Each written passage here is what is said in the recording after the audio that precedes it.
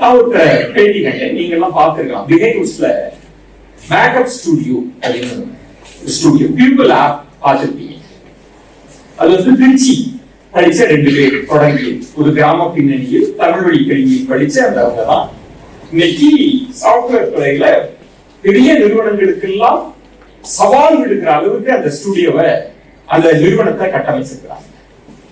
அவர்களை பேட்டி கண்ட போது ஒரு சுவாரஸ்யமான இன்ட்ரெஸ்டிங்கான ஒரு விஷயம், அவர் அலுவலகத்துக்கெல்லாம் போய் பார்க்கும்போது அங்க அலுவலகத்தில் வேலை பார்க்கிறவங்க அவங்க நிறுவனத்தின் ப்ராடக்ட் வந்து சிலிகான் வேலி நிறுவனத்தோடு போட்டி போடுது, இன்டெல் நிறுவனத்தோடு போட்டி போடுது, சர்வதேச கணினி நிறுவனங்கள் மென்பொருள் தயாரிப்பு நிறுவனங்களோடு போட்டி போடுற நிறுவனம். நான் வேலை பார்க்கிற பசங்கள் எல்லாம் பார்த்தா எப்படி இருக்காங்கன்னு பார்த்தா எல்லாம் தூத்துக்குடி, விருதுநகர், கன்னியாகுமரி, நாகர்கோவில், தஞ்சாவூர் இப்படிப்பட்ட பகுதிகளில் இருந்து வந்தவங்க. நுண்ணாக்கு ஆங்கிலம் கிடையாது, நம்ம சோகால் எதிர்பார்க்கிற ட்ரெஸ்ஸிங் அது இதெல்லாம் இல்ல. நல்லா எண்ணெய் தேய்ச்சி வலிச்சு சீவி அப்படி இருக்கிறாங்க, அப்படியே கிராமத்தை அப்படியே இருக்காங்க அந்த பசங்க மாதிரி.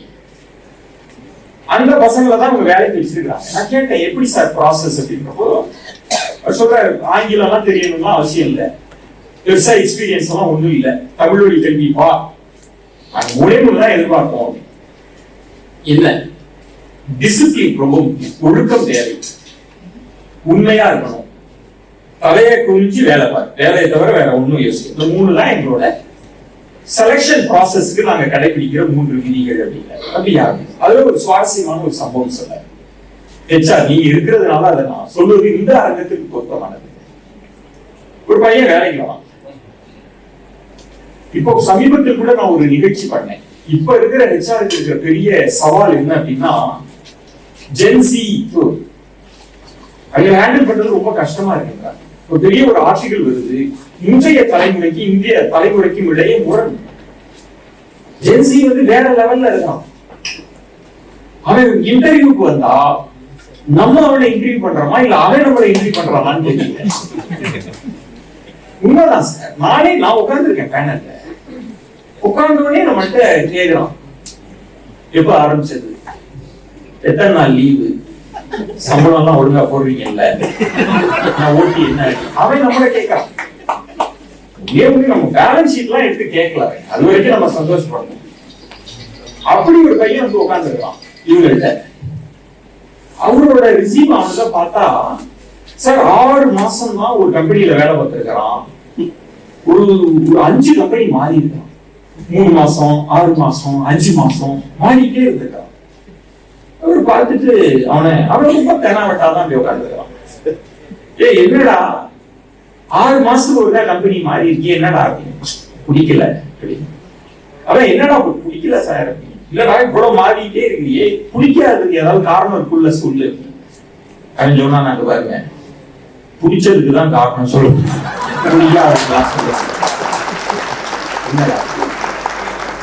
சரி, அப்புறம் வேலையை விட்டு 2 வருஷம் ஆயிடுச்சு. என்ன 2 வருஷத்துக்கு முன்னாடி வேலையை விட்ட அப்படின்னு. ஆமா. ஓகே, வீட்டுல சும்மா தான் இருக்கியா அப்படின்னு. சார் என்ன வேலையை விட்டேன்னு சொல்லுங்க, சும்மா இருக்கேன்னு சொல்லாதீங்க. வேலையை விட்டுட்டு வீட்டுல இருந்தா சும்மா தானடா இருப்பேன். சும்மாலாம் இல்ல சார், வேலையை விட்டுட்டு இருக்கேன், சும்மா எப்படி சொல்லுவீங்க அப்படின்னு. சரி என்னதான் பார்த்த சொல்லுது. சார் எங்க வீட்டுல ஒரு பூனை இருந்துச்சு, மாசமா இருந்துச்சு. சரி 3 குட்டியை போட்டு செத்து போச்சு. ஏய் அதுக்கும் இதுக்கு என்னடா கேளுங்க சார். 3 குட்டி பிறந்த உடனே செத்து போயிருக்குன்னு சொன்னாங்க. அந்த 3 குட்டிய நான் தான் பார்த்துட்டேன், தாயை போல பார்த்துட்டேன். இதெல்லாம் ஒரு காரணமா சார்? என்ன என்ன பூனை வளர்க்கறதுன்னா அவ்வளவு சாதாரணமா? இங்கு ஃபில்லர்ல கொடுக்கணும் சார் பாலை, துண்ட வச்சு இப்படி பார்க்கணும். இன்னைக்கு வந்து பாருங்க, இன்னொரு கல்யாணம் பண்ணி பிரசவமே பண்ணலாம் அப்படி இருக்கு வச்சிருக்கேன். இது ஒரு காரணமாடா அப்படின்னா. ஆமா சார். அப்புறம் செடி வளர்க்கிறேன். சும்மா இருக்கேன்னு சொல்றீங்க, செடி வளர்த்துட்டு இருக்கேன் சார். 10 செடி இருக்கு, வந்து பாருங்க. செடி வளர்க்கறதெல்லாம் ஒரு ரீசனாடா சார்? என்ன செடி வளர்க்கறதுன்னா என்ன நினைச்சிட்டு இருக்கீங்க நீங்க? சும்மா அப்படியே வந்து உங்க இதுல வந்து மாடியில வந்து செடியெல்லாம் வச்சுக்கிட்டு வாயில பிரஷ வச்சுக்கிட்டு இந்த மகளை எடுத்து தண்ணியை ஊற்றி ஊற்றி ஊற்றி 20 பேரா செடி வளர்க்கறது. பார்த்து பார்த்து ஊட்டணும் சார் செடிக்கு. செடி பேசும். இதெல்லாம் 2 வருஷம் பார்த்துட்டு இருந்தேன். இன்னும் சும்மா இருக்கேன்னு சொல்றீங்க, நான் பூனை வளர்க்கணும் செடி வளர்க்கணும் சும்மாவா அப்படின்னா யோசிச்சு பாருங்க. இவனை நீங்களா இருந்தா என்ன பண்ணுவீங்க? ஆனா சுரேஷ் மாதிரி வச்சாரு, இவனை விடக்கூடாது, இவன்ட்ட ஏதோ இருக்கு. ஜார்ஜ்னு அவரோட கோபாட்டார், அவன்கிட்ட போயிட்டு பயங்கரமான ஆளா இருக்காண்டா, இவனை விட்டக்கூடாது. என்ன கொடுக்கலாம், என்ன டிபார்ட்மெண்ட், என்ன கொடுத்துருப்பாங்கன்னு நினைக்கிறீங்க? ஹெச்ஆர்.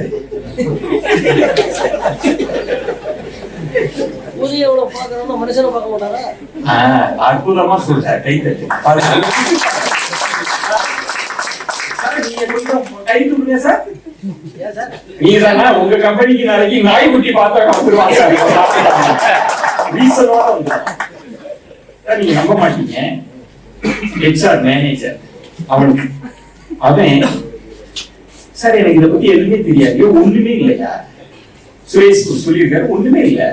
நீ பூனைய பாத்துக்கிட்டு இல்ல, செடியை பாத்துக்கிட்டு இல்ல, அப்படியே என் எம்ப்ளாய பாத்துக்கணும். கிட்டத்தட்ட ஒரு 1000-1500 பேர் இருக்கிறோம். என் எம்ப்ளாய பாத்துக்கணும் என்று பொறுப்பை ஒப்படைத்தான். நான் சொன்னேன், எப்படி சார் பர்ஃபார்ம் பண்ணலாம் அப்படின்னு.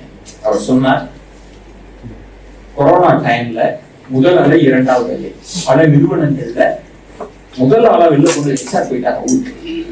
ஆனால் என்னுடைய நிறுவனத்தில் அத்தனை பேருக்கு வீட்டுக்கு போகிற வரைக்கும் அவங்களை இன்ஷூர் பண்ணது, ஹாஸ்பிட்டல் அட்மிட் ஆன போது அவங்க கூட இருந்தது, எல்லாவற்றையும் கவனித்துக் கொண்டவன் அவன் தான். இன்றைக்கு ஊழியர்களா